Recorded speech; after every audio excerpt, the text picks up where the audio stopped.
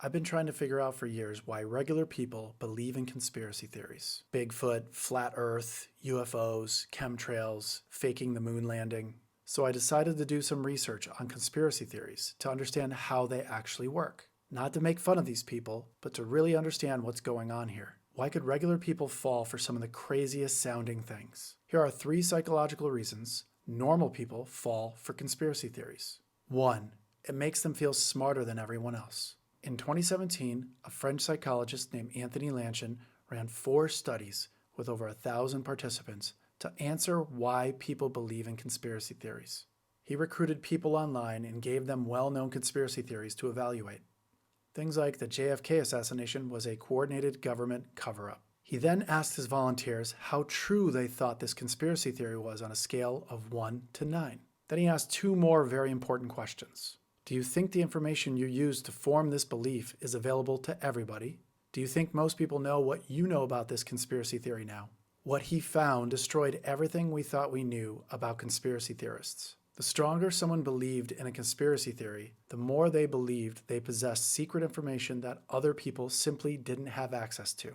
Information most people would never find. Information that powerful people didn't want them to see. Then Lanchen ran a second experiment. He took a new group of people and gave them personality tests. He then told those people their personality tests came back and it showed they were completely average. They were exactly like everyone else. Nothing special about them at all. Then he showed them the same conspiracy theories. Belief went up immediately. All he had to do was make people feel ordinary, and they ran straight to information that made them feel exceptional again.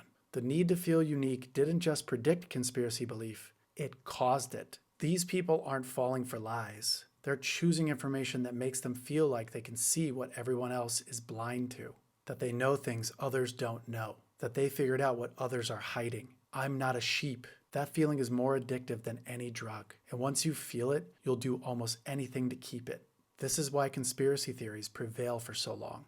2. It gives them a tribe.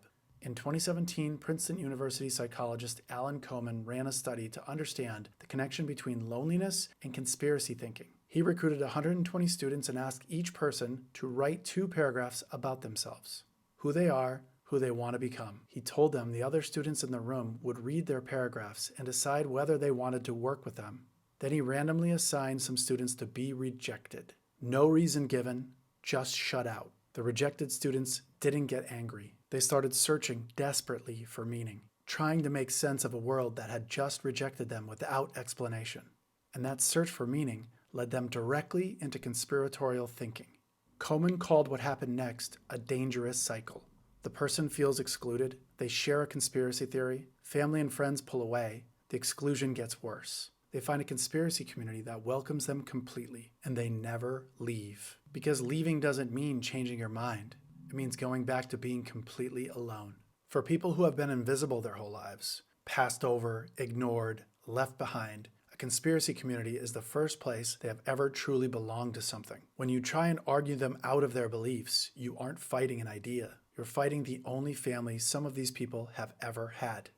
3. It gives them status and importance. In 2017, Roland Imhoff at the University of Minsk ran one of the most revealing experiments in the history of conspiracy psychology. He invented a completely fictional conspiracy theory that smoke detectors emit dangerous ultrasound noise that the government is covering up.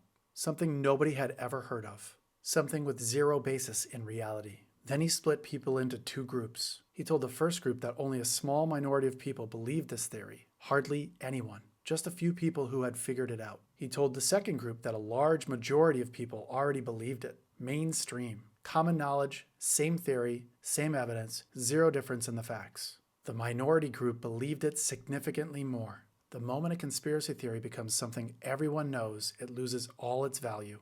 Because the value was never in the information. The value was being one of the few people who had that information. It was never about truth. It was about being one of the chosen few with access to something real. Having insider knowledge that powerful people don't want you to have.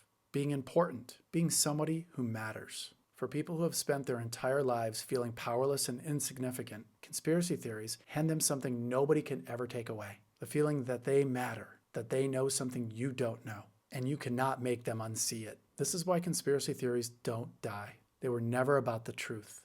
They were always about feeling smarter, feeling chosen, feeling like you belong somewhere. That's a much harder thing to walk away from than admitting that it's all just been some big conspiracy theory.